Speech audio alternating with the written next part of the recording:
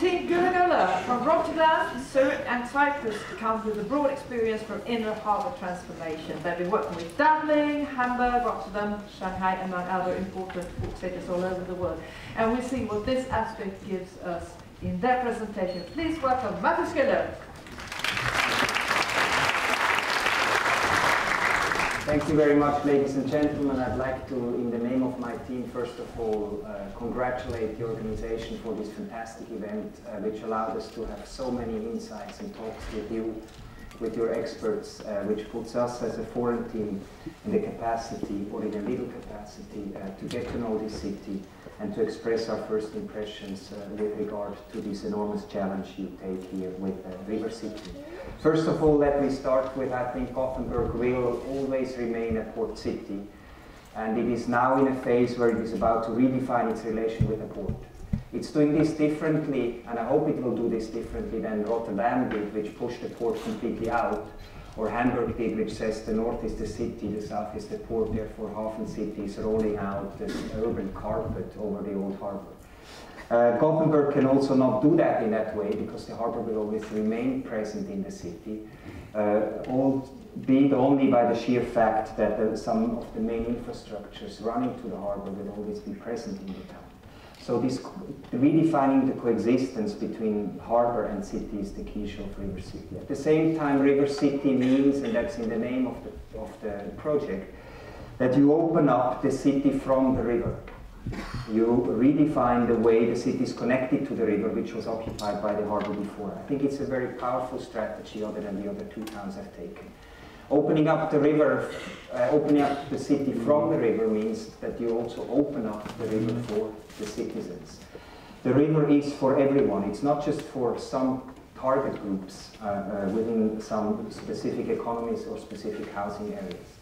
Opening up the river means make it accessible, livable, and make it dense in some places, inhabitable, where you experience urban life. Accessible means you have to transform what today are roads into streets.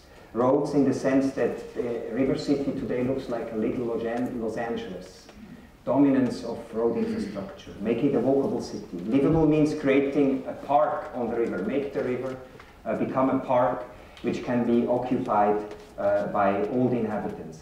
And create multiple urban cores where you can appreciate intensity of urban life rather than spreading that all over the place. This creates the conditions for the evolution afterwards, the transformation and the growth of River City, something which we cannot manage and we would not dare to manage.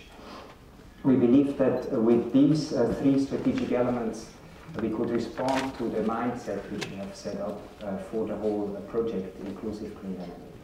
First strategy, make it accessible. If in 1921 Gothenburg had a 300-year anniversary with creating the Avenue as a continuation of the Östra Hamngatan, we believe that today it's the chance to reflect the 400 years anniversary and mirror that onto the northern side. 400 years is not about Göta auf Bron. 400 years is about Göta auf Gatan. It means using the bridge to create a real urban artery which opens up the north and brings the north of the city back to the river. It means a line of life using that bridge and creating a possibility to access the central station. Why does Göta auf Gatan start at the central station? It will be the future point, future and most major interchange node, and it will have to be used to create your ambition to allow for 40% of public transport in your mobility patterns. Göta auf Gatan is an enormous opportunity, though, to tackle some of these infrastructural problems. Here you see the LA of Scandinavia in the foreground, where the harbor infrastructure, east-west, which will always stay, is superposed by the so-called urban infrastructure leading to the center. But today this is a highway node. So what we have is that River City is in fact a place where you leave the highway to go with a highway across the bridge to reach the inner city. We believe that we should use this opportunity of the bridge to regain this territory at prime location 12 hectares of prime location easily allow us to completely reinvest into this road infrastructure. Branningsplatzen today is not at the river. Bakkaplan is not at the river. The north of Gothenburg is not at the river. So it's by the transformation of this node, and we show this place because we believe it's one of the key places where we have to start to act. It's about the transformation of this node, which makes it possible that afterwards Bakkaplan is not Bakkaplan, but Bakkastan at the river with the bridge in the background. I'll come to that later. Second major axis, if the first was north-south, the second is east-west. The city is also about its structure, its traditional and historic structure. Norra Hamngatan is a place which is underused, is wasted away. No one is walking there. The whole time we commuted from hotel to city hall, there was no one in Norra Hamngatan.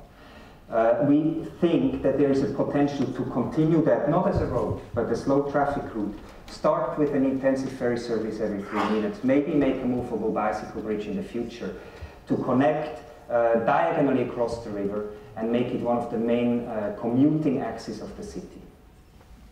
This gives us a network which is based on streets, not on roads in the whole river city. In purple still, the port infrastructure, it will remain, but the coexistence of the port infrastructure with a purely metropolitan or urban infrastructure seems to us crucial as a basis of development. Opening up means making the river livable. We believe there is a chance to create on Frimham, which since 1996 is abandoned place, still fenced, still gated, create on Frimham the part of the 400th anniversary together with the bridge. What you see here, this spreading out, might be a green network which could develop over mid or long term, but in the first case, the first years, it's Frimham to be opened up.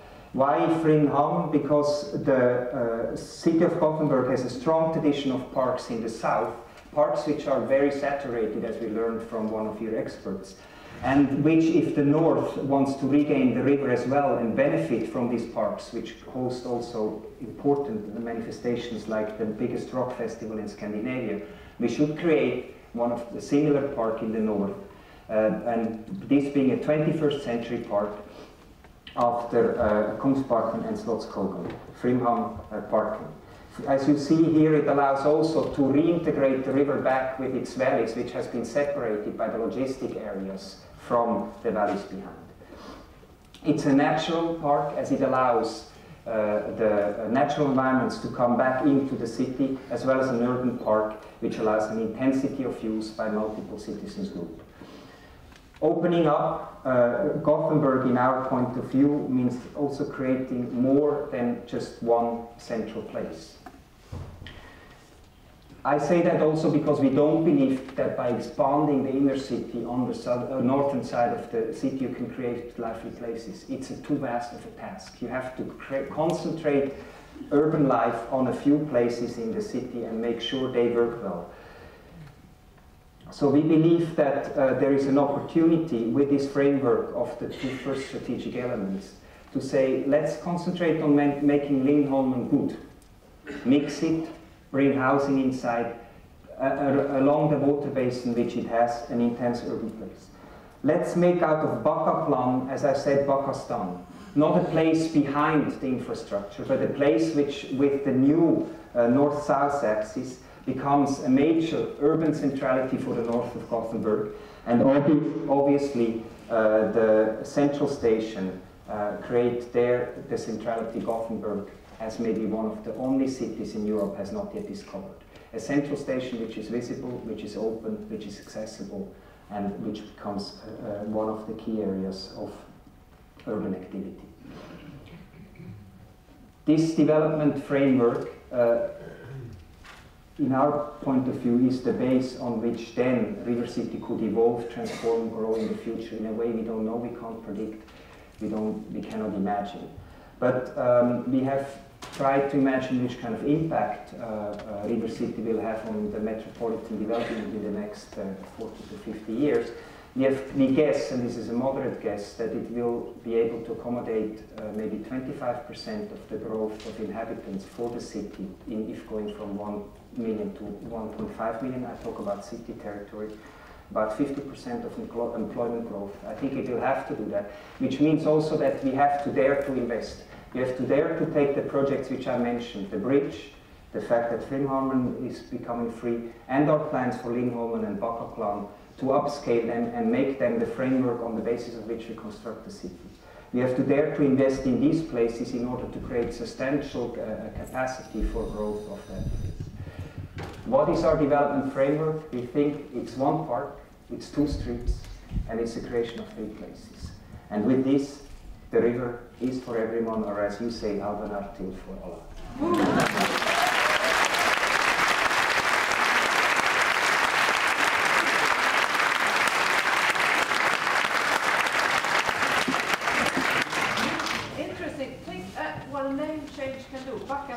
Becomes Bakkastan, it's something else entirely. Bakkaplan, Bakkastan. Fascinating. And I think you're also the first group that I think, you may kill me later if I'm wrong, but I think you're the first group to identify the central station as a node for urban development, for workplaces, living, etc. I'd like to know the image of the Älvgatan in connection with the bridge. What means of transport do you mean will pass on that bridge of yours, bridge area? Will there be cars, trams, people walking, everything?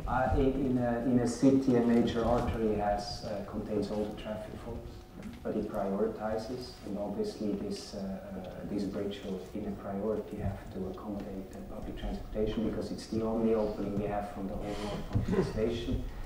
And if we want to achieve this goal of 40%, this will be in a primary to be a public transportation bridge, which then bifurcates into at least 3, if not 4 directions on the northern river. Currently 1 line, I think it will become 3 or 4 lines. Secondly, of course, it will have to be walkable. So we believe this bridge is not on 22 meters, it's on 10 meters and it's openable.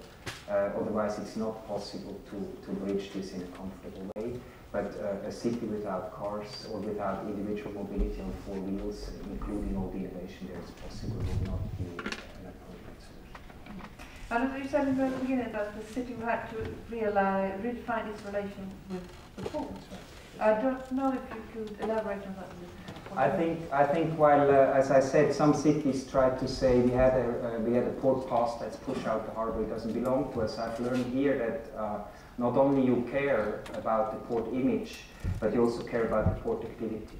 There's still some port activity here, and whether this will maintain for a long time or not, I don't know, but I think it's a valid element of the riverscape. And as we also learned, this infrastructure, due to topographical reasons, will not be easily removable. So I think it will be one of the port cities which most intensively will continue to live that coexistence other than other cities have been able to. So recognize, and to use the word that has been embraced, the port. Thank you very much, Mathis. We're looking forward to seeing you.